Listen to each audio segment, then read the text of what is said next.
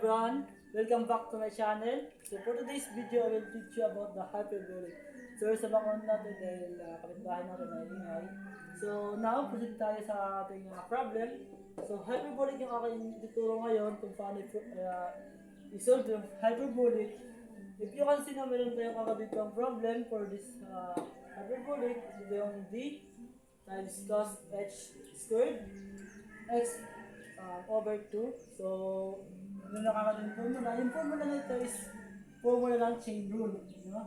Formula siya ng chain rule. N times u is to n minus 1 d times u. So, i-derive natin itong cos na to, which is yung derivative nitong cos is dx equals sin h u. So, ito yung mga gamitin natin yung formula para makawa yung du mamaya. So, second step natin is hanapin natin yung mga value nila. N, ng u, at saka ng du. Hanapin natin yung mga given dito sa problem ito. So, which is yung n natin is 2, yung u natin x. Ito is yung d natin is, which is ito ng 1, 1 half. So, para mahanap natin yung du, magagamit natin sa formula ito. So, gagamitin natin to, itong derivative ng sin h u du. So, which is du equals, so makita sin h, din yung value ng u, which is x over 2, then times yung du na ginamit dito, which is 1 half.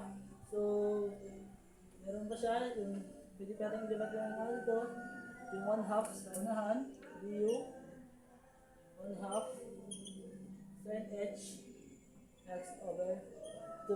If you can see, meron na tayong du para sa formula ito. So, okay, nilagay sa formula yan. So, yung formula natin, yung first is yung n natin is 2, which is 2 yan. So, times yung ating u, which is x over 2 yan. Kasama itong cosine, no?